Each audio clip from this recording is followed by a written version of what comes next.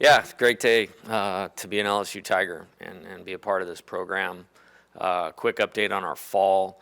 We have about 11 days left of team practice. It's been progressing very well. A couple of the highlights over the next couple weeks is Sunday we play Louisiana Lafayette here, 16 innings, which will be great. Really appreciate the fans coming out last Sunday. It was pretty impressive for a fall game turnout. And then next weekend we'll have our Fall World Series where we'll split the team up. Players will coach themselves, compete really hard, and make it a wrap for about a month and a half. So that's been going good and looking to finish strong there. You know, relative to why we're here and the recruiting class, this is a significant day for our program. I think a couple things that stand out is work. You know, from the second we got here, I mean, literally from in 15 minutes from being announced here, this started to take shape for us. And there's a lot of people that invested a lot of time in it to make it happen. First off, and mainly our two assistant coaches, you know, Dan Fitzgerald and Jason Kelly. First off, and why I chose them and hired them is I wasn't willing to compromise on the recruiting side, which is evident in this class, and certainly wasn't willing to compromise on the development side. And I think if you pulled our current players and the impact that both Coach Fitzgerald and Coach Kelly have on our team, it's significant. And then the rest of the staff, we've had to get a lot of players on campus. I don't think it should be lost that, you know, the last year and a half basically with COVID, you know, nobody was able to come on an official or an unofficial visit. So we had to hit the ground running, get people here, and Tyler Nordgren, our Director of Operations, superstar relative to lining all these things up. Mark Wanaka, our hitting coach, Jamie Tetko, Perry Roth, our entire staff, you know, really contributing to making this awesome. One more person I wanted to thank, Miriam Seeger in our athletic department. I've spent a lot of time in her office since being hired here and learning, you know, financial aid, scholarships, things relative to LSU, and she made a big impact on that. I think a couple things relative to this that we tried to do. We tried to really look at what players could significantly impact winning at the top of the SEC or at the top of college baseball. We first had to sort through a number of verbal commits relative to you know, the previous coaching staff had, and there were several good ones that are a part of this, but who really fit, you know, relative to what was on the team and the roster right now, and then maybe what didn't fit, and then use our opportunities with our resources, our contacts to, you know, bring in the bulk and the majority of the group. And I think both of those things played a key part in how this group came together. So, you know, really from the second being hired, most of it was centered around relationship building, you know, with, you know, guys that were verbally committed, and then guys that we wanted to get moved in this direction. And I think we were successful in both of that. And then, you know, obviously in coming over here, it opened up a whole another door of players that wanted to come here, which was really exciting too. So looking at it, I think it's really balanced group, very heavy and hard on the pitching side of it. You know, I always use the analogy that pitching staff is like the offensive line in football, where if that group or unit is not right, it's really, really hard to win at a high level. And then some really highly skilled position players that really have the ability to impact the game both on offense and defense, and real complete players. So very, very excited about the whole group. I wanted to briefly talk about all of them just for a second. I think they're all worthy of that. And then happy to answer any questions that you guys have. Going alphabetical order, Nate Ockenhausen, Eastern Oklahoma State College. I think his contribution can be summed up in his statistics from last year. In 28 innings out of the bullpen, he struck out 56 guys. And it's one of those guys where you look as a left-hander with a breaking ball, that's something that always can be used no matter what you have on your roster. He's highly competitive. Motor runs really hot, and I think he's going to make a massive impact on next year's team. And you'll see it with the other group of left-handed pitchers that we brought in. That was a big priority in terms of what we were doing to match up and make things more difficult on our opponents. So really excited about Nate. Caleb Appleby from Wabash Valley Community College, big physical right-handed pitcher, was a highly recruited tight end actually out of high school. We're very glad he chose baseball at this point in time, but 6'8", 6'9", really live fastball up to 97 miles an hour, hard breaker. It's not a guy I'm going to get caught standing next to on camera too often. That wouldn't work out too well for me. Really excited about Caleb. Nick Bronzini, left-handed pitcher from California High School in San Ramon. Once he decided he was going to open up his recruitment, he was a very high priority for us. You're looking at really high-level pitchability with 3 pitches for strikes. When I kind of shut my eyes and look at the next couple years, I can really see Nick being a significant impact and a lot of LSU wins, relative as a starter out of the bullpen, high-level performer. I think he struck out 7 of the 9 hitters he faced in the area code games, which is, the top talent in the country. So really happy Nick decided to come this way. Micah Bucknam from Canada, somebody we picked up, just recently. Last year was drafted in the MLB draft, 16th round by the Toronto Blue Jays. Decided to take an extra year of school, which is relatively common in Canada, and opened his recruitment up. And we're excited to get Micah this way. Really good curveball, pitched for the Canadian national team this year, and I think has a lot to offer our pitching staff. Justin Crawford, center fielder, Bishop Gorman High School in Las Vegas, has a time of 6.11 on the 60-yard dash. If you don't know what that means, that is, there's fast, and then there's Justin Crawford fast. I mean, it is an elite runner. He's one of those guys, when he hits the ball on the ground, there's immediate anxiety for the defense. And so really excited with his skills, his tool set. I mean, that's game-changing speed that you don't see hardly anywhere in baseball, and obviously does a terrific job in the outfield. And something that's really key about Justin is he's a terrific person as well. He's one of those guys that you love being around and makes everybody else around him better. Gavin Guidry, the best player in the state of Louisiana, in my opinion.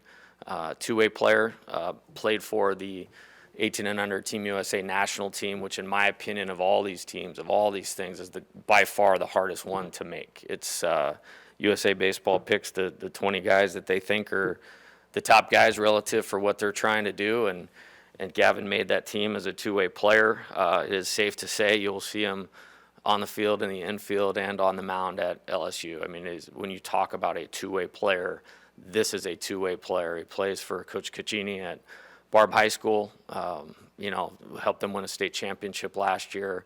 We'll probably do the same thing this year. The key moments of the game, it's somebody who probably won on the mound. He has a terrific curveball.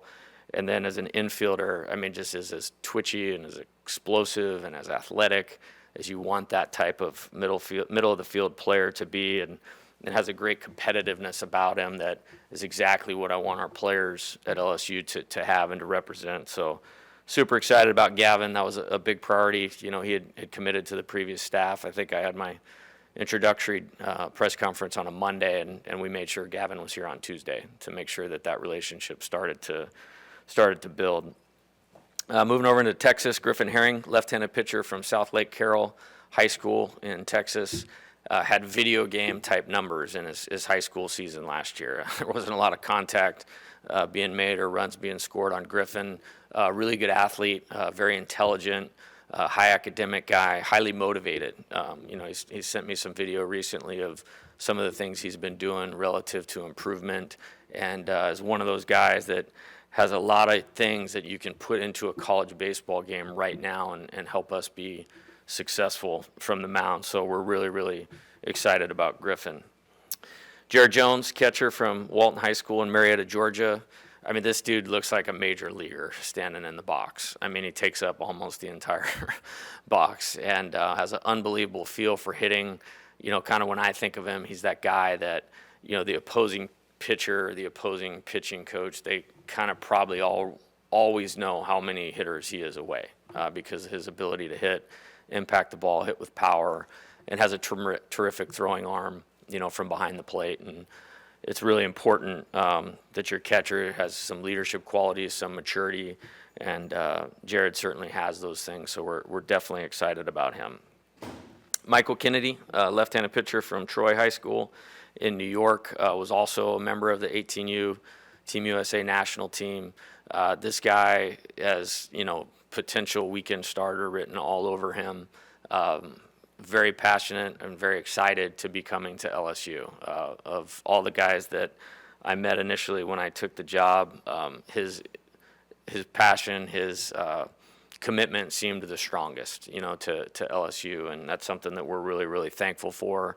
Again, as I mentioned with Griffin Herring, Michael is a tireless worker. He's spending a lot of time right now doing the things he's going to need to do to be a top of the rotation type pitcher here and do it for, hopefully 3 years. So very excited about Michael. Paxton Kling from Central High School in Roaring Springs, Pennsylvania, I believe is probably our highest rated recruit in terms of national rankings. Very, very talented player relative to speed, power, hitting skills, ability to go get the ball in the outfield. Again, was also on the 18U national team. And really, I believe that his potential is limitless, and it's one of those guys that I'm excited to work with. I'm excited for Coach Wanaka to continue to get to work with him as well, and see what that turns out, in 2 or 3 years' time from here. So very excited about Paxton. Jacob Mizerowski from Crowder Community College, probably our most recent commit. He has what I would call a fastball that when you see it and hear it, the hair stands up on your neck. I mean, it's intimidating looking at it through a video on your phone with a wipeout slider as well. This is a guy that someday I see pitching in the major leagues, and you don't have to dream on it very far for that. We recruited him extremely hard. I think it was about 10 days ago. He finally told me he was coming here, and very, very good phone call right there. Very excited about Jacob and what his future will be here, next year in 2023. Aiden Moffat from Taylorsville High School in Mississippi, along the lines of Jacob, big, strong, physical. We didn't recruit a ton of pitchers that look like me, like I said. Great fastball, great command of his off-speed pitches, swing and miss, strikeout type stuff, and a pitcher that we really feel like is going to contribute for his entire time here. Terrific student as well, really excels in the classroom, and one that you're going to see in a lot of box scores over the next 3 years. Brady Neal, left-handed hitting catcher from IMG Academy in Florida. This guy is as complete a player as we probably have in the class. He actually reclassified up from the 2023 class to the 2022 class, and has had no problem, making that transition. He had a couple hits in the perfect game All-American Classic at Petco Park, and one of them was off one of our players, and I told that pitcher, don't worry about it, that's going to be your catcher here at LSU, so you won't have to face him. But terrific skill set, great worker, much like Jared, as I mentioned. He has the ability to handle a pitching staff of this caliber, of the guys that we'll have returning, of the guys on this list, and is a really good offensive player, and that's what excites me about both of those guys. Their bat can carry themselves, into the lineup, and both of them are elite hitters, so that's exciting, but really fired up about Brady. Jaden Newt, a right-handed pitcher from Sierra Canyon High School in California. Again, another one of our more recent commits. Electric fastball up to 95, 96 miles an hour, really good curveball, highly motivated, really believes in himself, pitches with a lot of confidence that I think is going to be necessary to make an early contribution, in the top of the SEC and at a place like LSU. And again, the talent, as I speak of these guys, it really stands out to you, but I think the competitiveness, the confidence is something that you'll see which separates them and makes them the players that they are. Mick Paul is an outfielder from Olympus High School in Utah. Elite runner, I think he's like a 6'4", 6'5", 60 runner. Terrific defensive center fielder, one of the best that I've seen in a long time in recruiting circles. Tremendous athlete, again, another left-handed hitter that can handle the bat and do a lot of things really, really well, and another elite caliber makeup person that's going to make everybody around him better. Mikey Romero, shortstop from Orange Lutheran High School in California, probably the player on this list that I've known the longest. I believe he had committed to us when he was in 8th grade. So, I mean, to get to signing day is a pretty significant day in that relationship. By no surprise, he's turned into one of the best players in the country, left-hand hitting shortstop, handles the ball at that position about as well as you can, and has really turned into, in my opinion, one of the best left-handed hitters in the country. And just a quick story about him. I remember, he was on a visit in 8th grade, and well, that was still, you could still do that because it was several years ago. And I was kind of nervous about, am I really going to verbally commit a junior high kid? And so we're starting to talk about it, and I was like, man, you got to continue to get better. And his dad, Mike, who's one of the best people that I know, just said, Coach, I will make sure that this happens. Then I looked over here, and his sister, Sierra, is one of the best softball players in the world, was the National Player of the Year at the University of Michigan. And then Sydney, his other sister, was a 2-time national champion at the University of Oklahoma. And, his dad said he might be the third best shortstop in our family, but I'll make sure he's good enough to be the shortstop for you. But their family is superstar all the way through, and really excited to have Mikey here at LSU. Zeb Ruddle from Neville High School here in Louisiana. Love left-handed hitters, I love athletic players, and Zeb certainly fits that. As we got a chance to evaluate him throughout the back end of the summer and the fall, thought he really made some significant steps forward. And if you look at our style of play or our team, and then you watch Zeb play, he's a guy that easily fits into that. I mentioned, I think Gavin's the top player in the state. I think Zeb is the next best player in the state, and both of them are different, and they're certainly going to contribute a lot here at LSU. Chase Shores, right-handed pitcher from Midland Lee High School in Midland, Texas. Again, 6'8", 6'9". Going to have to keep Coach Wade away from some of these pitchers, and make sure that he's not trying to take them over to the basketball floor. But one of the best high school pitchers in the country. Electric fastball, downhill, swing and miss breaker, elite competitor, super teammate as well. There's no boxes that he doesn't check. There's not a box he doesn't check, relative to talent, relative to competitiveness, relative to character, relative to impact that he's going to have at LSU. So, again, a recent commit and a very big one, for us. It's one of the top high school pitchers in the country. Adrian Ceravo from Weatherford Community College in Texas, originally from Connecticut, was a Cape Cod League All-Star this summer. And as we were evaluating what we needed in 2023, old pitching, kind of came to the forefront of what we were looking at, which is why you see, some transfer pitchers in here, and very excited to get Adrian. A lot of confidence. Coach Fitzgerald was at the Texas Junior College All-Star game this fall, and, just simple text like, we got the best guy. And that's what we think of Adrian, and really excited about him. Robbie Snelling, left-handed pitcher from McQueen High School in Reno, Nevada. Much like Mikey, I offered this kid a scholarship when he was in 8th grade. And, he's also a 4-star football recruit, is not going to be playing football at LSU. So let's squelch that right now. I want to make sure that we keep him all to ourselves over here, but certainly could. There's a pretty good clip of what caliber football player he is on running around on the internet on a hit he made the other night. So you could see why. The only thing more aggressive than how he hits running backs and quarterbacks is his fastball.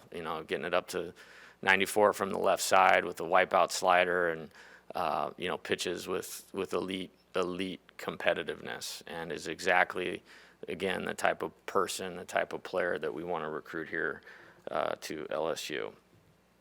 Last, and certainly not least, Tucker Tillman, third baseman from Columbia, South Carolina. switch hitter, one of the best hitters, best infielders in the country. Had performed all summer against the top competition. He's obviously got a great baseball background.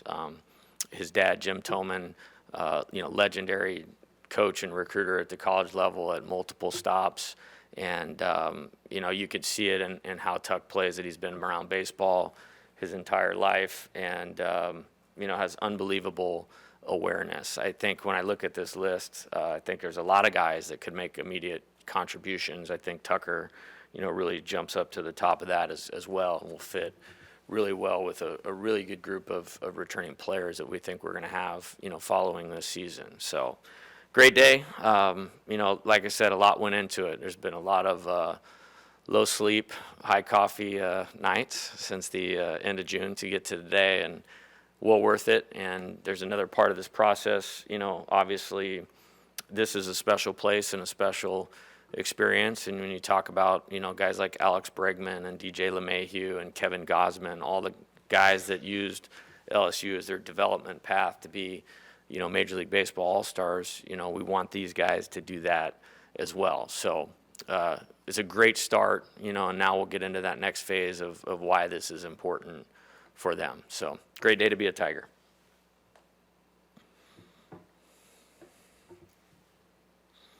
Yeah, hey Coach, you mentioned the pitching staff. I mean, there's I think you said 11 or 12 pitchers. Just what about locking down that number of pitchers made sense for this class in particular?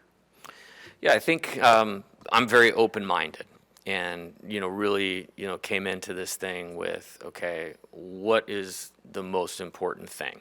And when you looked at LSU's team last year, they played a lot of freshmen. Dylan Cruz, Trey Morgan, Jordan Thompson.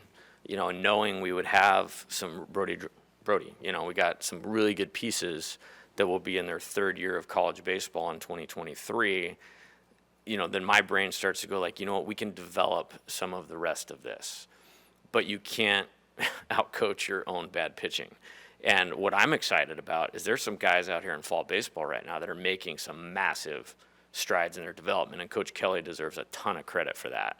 And the players, working really hard. So now you start, seeing some of that come together, and then you start seeing some of the names on this list, how they throw their fastball, how they work down in the zone, how they have swing and miss type breaking stuff, elite changeups, and put all of that together. It has the makings of not a good, but a great pitching staff in 2023 and beyond. So I think just prioritizing what's most important and, winning.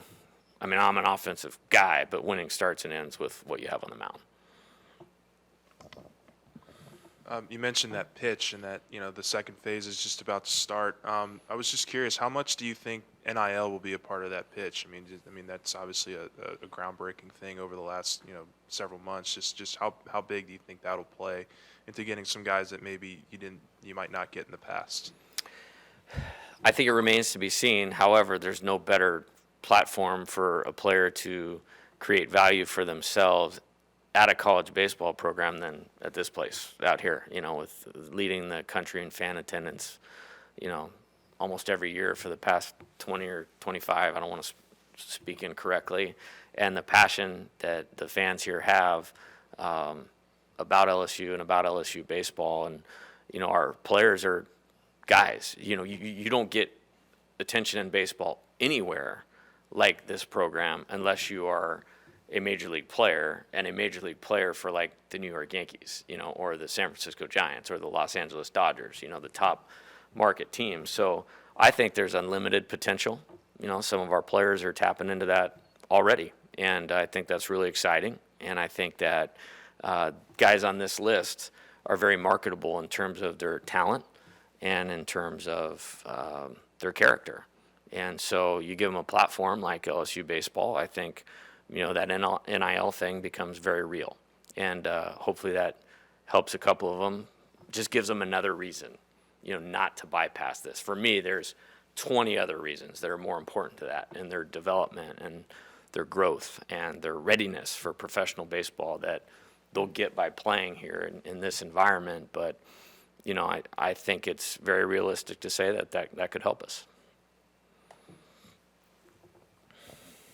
So number one recruiting class, your first year as head coach, and but I just wonder, like, did you also load this class with a lot of pitchers with anticipation of some of them probably leaving in the draft, or do you see NIL also being one of those factors that could actually entice them to stay another year of college baseball? You know, it's a good question. I kind of wish, I know it's this crazy thought, but I kind of wish like it was almost like maybe the NBA where they have to declare what direction they're going, but that's not the way that it is. And what I do know is you cannot get to Omaha without elite talent. It's very difficult to get to Omaha without future major league players on your roster. It's really difficult. So you have to run some risks, and you know, we certainly did that, but there's also some calculation in that. You know, and we mentioned getting to know the players and the families. There's a lot of guys on here that their family values college, and you will never convince me that this is not a better path for life development.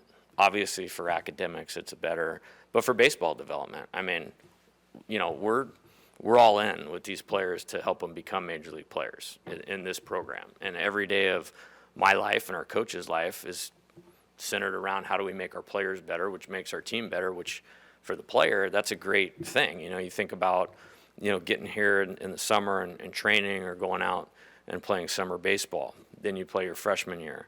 Then you go to the Cape Cod League in your sophomore year, then Team USA. You know, weight room, one of the best weight rooms in college baseball with Coach Roy. And so it's just like this 36-month laboratory for improvement. And then now you can go into professional baseball really ready to succeed. You know, everybody wants to point to like a Mike Trout or a Corey Seager. Okay, yeah, those guys are one of a kind. You know, I mean, they don't run around everywhere. But by and large, you know, if you look at guys that stay in the major leagues for a long time and have sustainable careers, most of those guys actually come from college baseball and programs like LSU. And so I think these guys, they value education. I think we'll spend a lot of time over the next 6 months, 7 months, continuing to educate them on that, and that's part of this.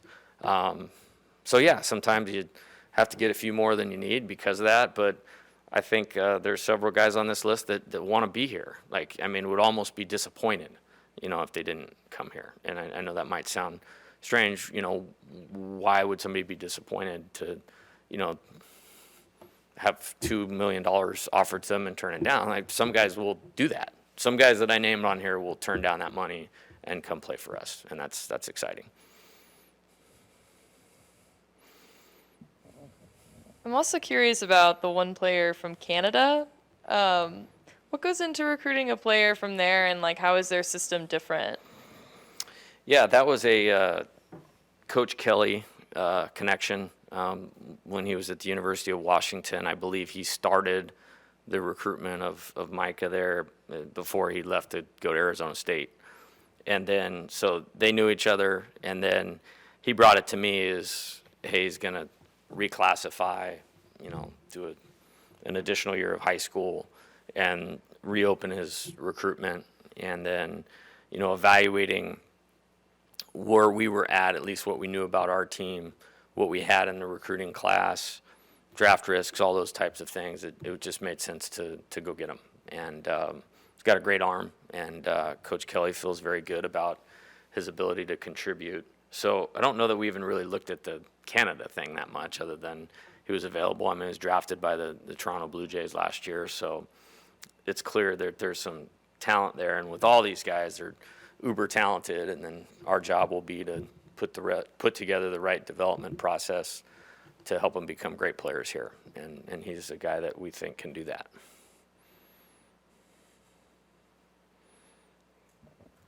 I was told to ask about Gavin Guidry and just what makes him such a special player, and if there's maybe a story that, you know, just over the last couple months that you've gotten to get to know him that really makes him stand out. Yeah, he definitely stands out. I mean, there's no doubt about it. The first thing for me is just the confidence piece, and it's real. And, you know, just the term, the feeling of winner that I get when I'm around him, and that, you know, comes to light on the field relative to he's a guy I can see bringing in, in a tie game where it's first and second, one out, and feel confident we're getting out of the inning. He's going to throw a couple nasty breaking balls in there, locate a fastball, strike somebody out, pop somebody up, and then come up and probably hit a single with 2 strikes up the middle to drive in the game-winning run. I mean, that's just the vibe that I get every time that I'm around him. And the other thing, too, is his commitment to be at LSU. I mean, we had a really cool day, probably about a month ago. He brought his dad and his grandpa and his uncle. It was like on a Friday at like noon, and came over for an unofficial visit. And we just walked around the field, and how excited all of them were that he was going to be playing here. And I think there's something special to that exists at this school and at this program that doesn't exist at other places. And so he's a big time piece of this thing going forward. And his ability obviously speaks for itself, but the competitive nature of Gavin is what really stands out to me.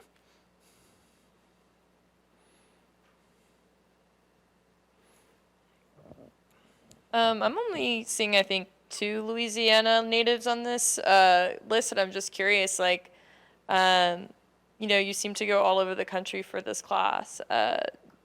Was that something? Is that something that's different about your class or than years past? Or, yeah, I was just wondering if that's a new thing for LSU baseball. The thing for LSU baseball is going to be the best players, to help us get to Omaha. And I will say this, and I'll say this about the players on our team right now. I couldn't be more impressed about the in-state players here. I could not be more impressed. And when I look around our roster and the players that we have from the state of Louisiana is really awesome. I think in looking at that, though, the fact that there was so many, it actually gave us some flexibility, with this to go get what we needed. And so I don't know that there's a trend. If there's a really good player from Baton Rouge, West Monroe, New Orleans, Slidell, or wherever, and they can help us get back to the College World Series, then we're definitely going to be recruiting them. So there's no intentionality behind any of that. And I think you'll see a couple more guys come on board. No, I don't know that I have an answer for that, really.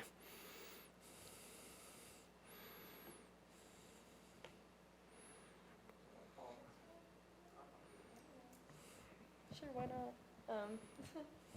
Yeah, I just wanted, after I talked to you after like the first 10 innings on Sunday, and I wanted to know, after coming away with I guess, the exhibition win and everything, what did you see from your team that was encouraging, and what is the mindset going into this weekend's slate of scrimmages? What are you hoping to see?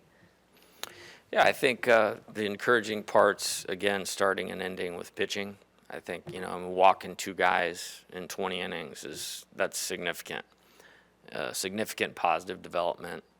And like I said, I mentioned some positive impact, Coach Kelly has had on recruiting some of these players.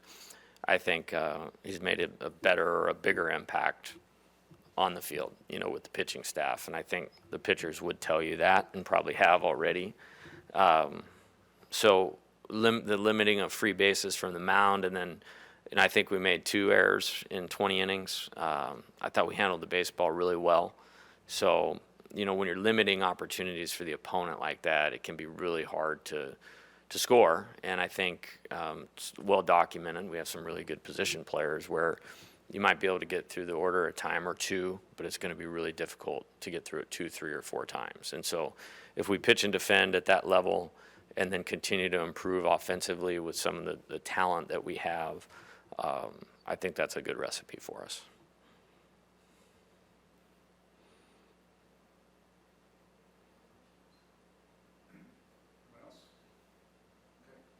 All right, thank you.